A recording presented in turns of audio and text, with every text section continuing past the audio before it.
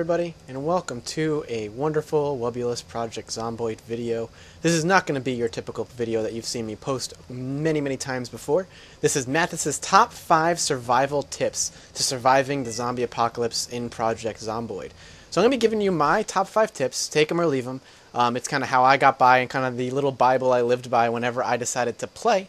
And I might throw in a few other things that may not be considered part of the top 5 list, just simple things that you should always know and always do.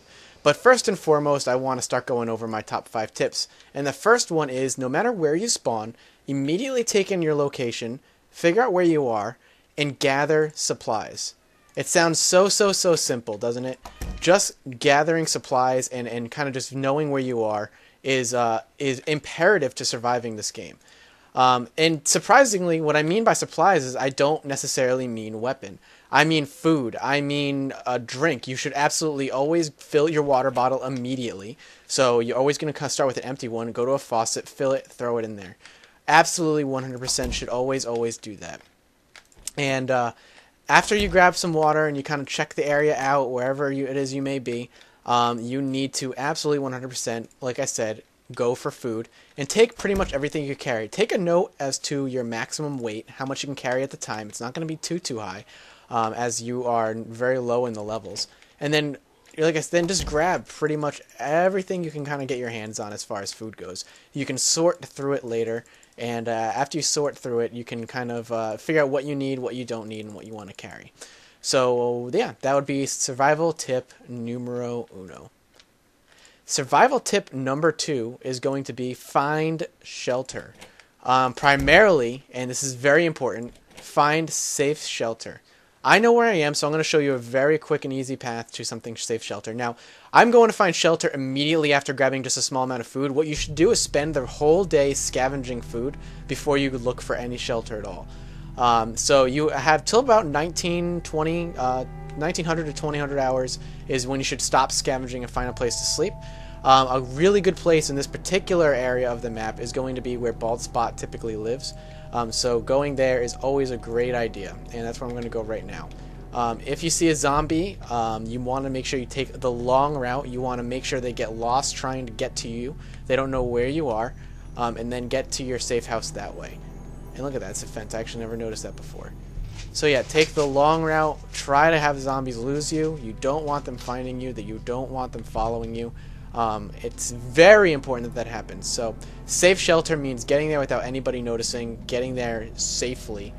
And if for some reason you stumble across the horde, do your best to lose them. And then after you lose them, either spend a night somewhere completely out of their vision and then look for safe shelter. And then the day after you're done scavenging the whole day, then you can do that. So, safe shelter, tip number 2, absolutely 100% important. You cannot think you're going to survive at all in any shelter. Not all shelters are created equal. Not all houses are created equal in this game. You cannot survive somewhere that's going to have a ton of windows and a lot of visibility for the zombies to see you, potentially hear you, smell you, whatever it is that they do. So that's absolutely important. This is included with tip number 2, is while you're scavenging, I should have done this earlier, is look for sheets when you scavenge and grab as many as you can. And the reasoning for that is, alright, we have a zombie and a shotgun guy. The reasoning for sheets, and I'm reeling from that zombie encounter there, is they're multi-purpose. A, you want to create yourself a small set of bandages in case of any early emergency encounter with any zombies at all. You need to make sure you take care of them. You need to make sure that they are any scratches are bandaged immediately, and hope to God that it doesn't turn into a zombie, as well as covering up any windows. So you're going to be noticing here that this is kind of a house with a lot of curtains, and that's very lucky. So you can curtain up a good chunk of the windows. Come on. See, like that. So that's not a big deal. They can't see you that way. And why it's important is because zombies have line of sight. And this may sound repetitive to some of you, but for people who don't really play this game or are just discovering for the first time, it's very important that they know this. So I'm actually going to go to bed here. So sheets are A, bandages, and B, covering up windows. Simple, right? Okay, I didn't sleep very long. I think this is a zombie in the house. Or banging. So I'm just going to fast forward time here just for a minute. I am bored, but that's fine. we are going to eat, and then we'll get on to tip number 3. I'm actually recording this all in-game. I actually contemplated recording the game and then recording audio over it, but I actually quite like live recording as I do this, so... Alright, so tips 1 and 2 are basically to get you through the first day, the very first day when you're out and about and you don't know what's going on. So we are now going to move on to the next important thing, and the immediate important thing on day 3, and one of the very first things that you should be looking for is a weapon. Now, as you can see, I have a weapon. I have myself a little kitchen knife. They're great. They're very quick kills, but as far as I'm concerned, they're very fragile, and they're not always extremely dependable. And the reason for that is because you have to be extremely close range for them to really work, and you're risking getting scratched if that happens, and that's not something you want to risk in this game. Getting close is not something you want the zombies to do. So you want to find something, even a hammer. I mean, if that's all you can find, then fine, that's pretty much it. But you want to find yourself a baseball bat or an axe. If you find a shotgun, take it, but do not use that, and we'll get to that in tip number 5. Yep, in tip number 5, before we worry about any of that. My guy is automatically walking for some reason, and I don't know why. Okay, that's weird. Hang on one second. Nope, he is still going to walk, so I'll have to deal with it for now. Oh, there we go. Alright, so, tip number 4, after finding your weapon, is getting ready to barricade what you would call your safe house. Primarily the first place that you would have come across. And the only way you can do that is wood. Now, that may be very difficult to come across unless you have an axe, which is why I always think the axe is one of the best weapons, if not the best weapon in the game. Granted, it's a little heavy, but it absolutely helps. Carrying that thing around because it's so multi-purposed and is so massively useful. If you can't find an axe, say it takes you forever to find an axe, all you have is a baseball bat, then all you can hope for is that while you're out scavenging, you see areas where doors have been knocked down. These zombies may have been chasing some NPCs and whatnot. And there are actually a heck of a ton of zombies in this version. I'm playing the newest version, version Q. It's actually very zombie heavy. Okay.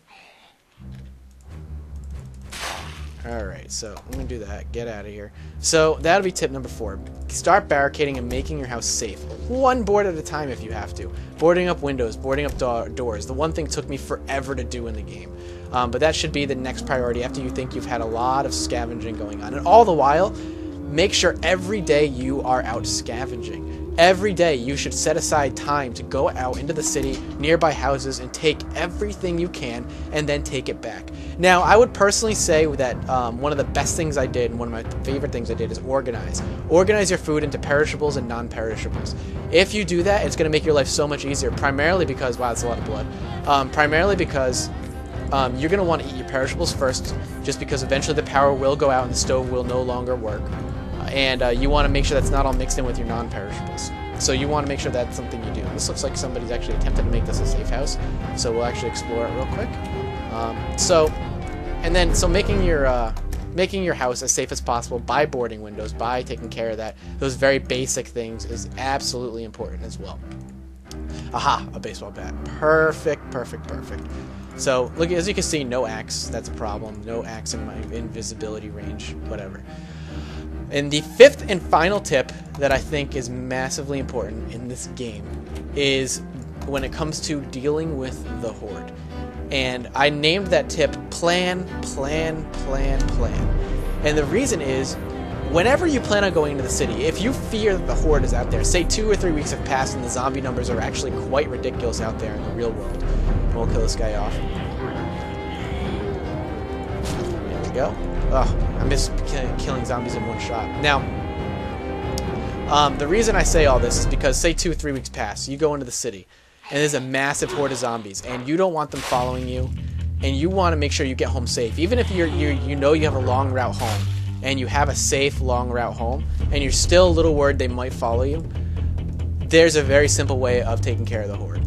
Run out of their vision, and you've seen me do this in my playthrough. Run out of their vision, get really far away, and then make a butt ton of noise with either a shotgun or a bat. For example, bat. Breaking a window, ton of noise will attract zombies. That'll absolutely take care of most of them. Firing off your shotgun, then go in the complete opposite direction you fired it. that'll take care of it. Planning your scavenging trips is imperative to surviving this game. It is why I lasted so long. I never once went in the city and says, okay, if I see the horde, I'm going to fight them. Never fight the horde. Never, ever fight the horde. You absolutely should avoid the horde at all costs, and kind of avoid a lot of unnecessary encounters with people if necessary. And I just tried to kill that guy. It didn't work. Alright, whatever.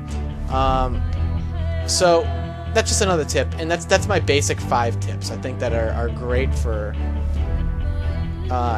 surviving this game. And I am irritated because the guy told me to F off. Whatever, I don't really care. This is just me dicking around, kind of giving you my top 5 tips. Other random things I could probably say are never carry more than you can run. Unless you're very close and it's very early in the game, never carry more than you can run with. It's very important that you can absolutely run at all costs. It's okay to kind of carry... Whoa, see, look at this amount of zombies here. What is this? So I'm going to die here, that's fine. It's definitely worth noting that you should only carry what you can run with. If you can't run, it's not worth carrying it, because say something like this happens. This is a great example. You head into a building, you're taking the long route home, and you head into a building where there's a butt ton of zombies, and this happens where you get completely caught and you are in a ton of trouble. If you can't run and they can keep up with you, or there's a faster zombie, God forbid there's a fast zombie with them, and he can catch up to bite you, you're over. Game over. There's no point in playing anymore. Just die. So that's just all. That's what I can say. That's my top 5 tips. I hope you guys take that to heart when playing. Did I get bitten? Very minor injuries. I did not get bitten. I don't know how that happened. I thought I definitely got bitten there. Maybe I did. Scratched. Nope, just scratched. And that's that, guys. I definitely think it's worth noting when playing to keep these tips in mind. It's very important to do these things, and I hope you thoroughly enjoyed them. I'll make sure I write out the top 5 tips in the comment section. Make sure you subscribe to me and like me if you do and like my stuff, and keep an eye out for some more videos. I thoroughly enjoy playing it as I bleed everywhere. Ah, bleeding! And I will see you all next time.